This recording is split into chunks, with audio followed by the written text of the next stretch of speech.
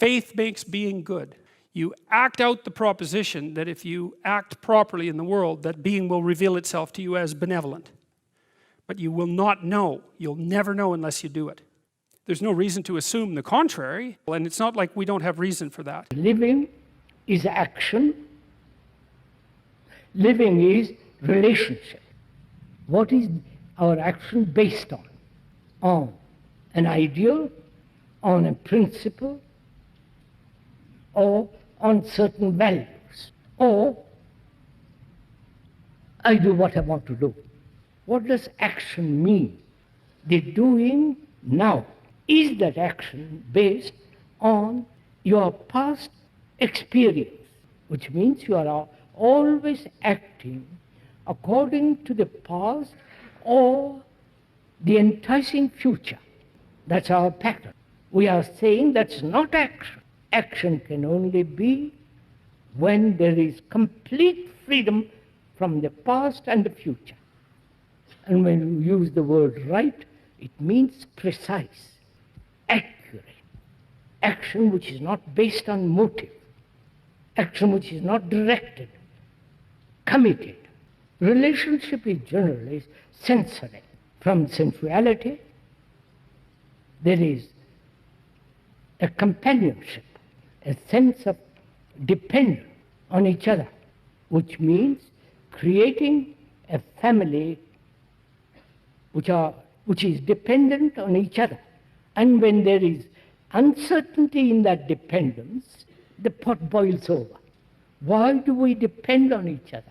Psychologically, in our relationship with each other, why we are so dependent? Is it that we are desperately lonely?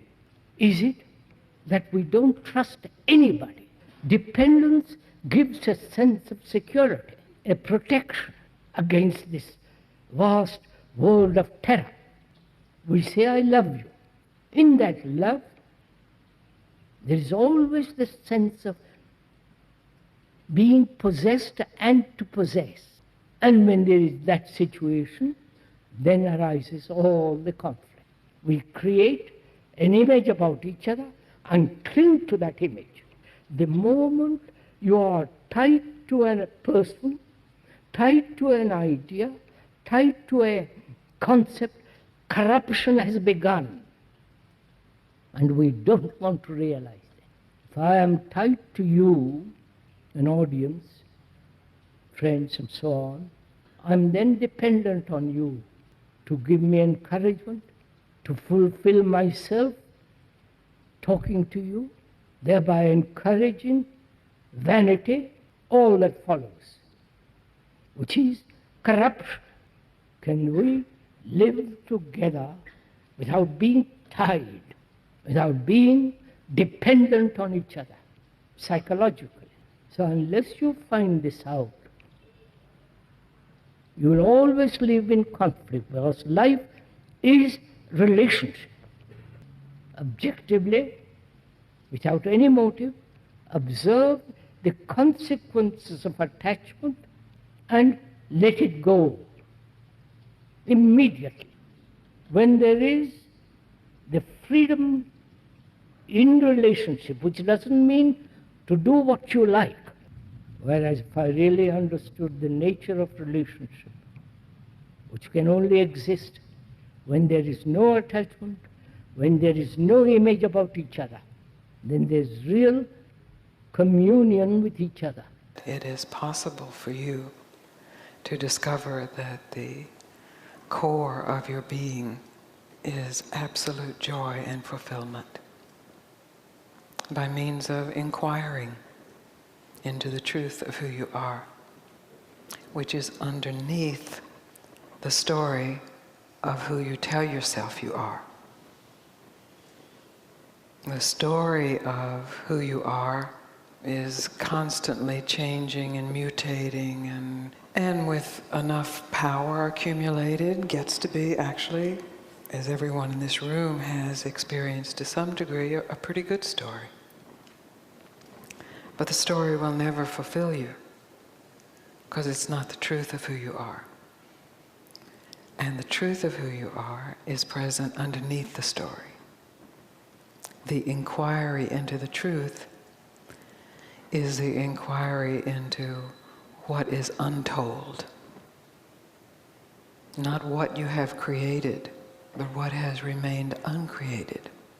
What is present here, regardless of creation, regardless of gain or loss. That until that is realized, there is really no way of living this life that goes by your name fully and with meaning and with purpose. No full way. There are ways, and you may be living a life of purpose and meaning, but there is a lack in that.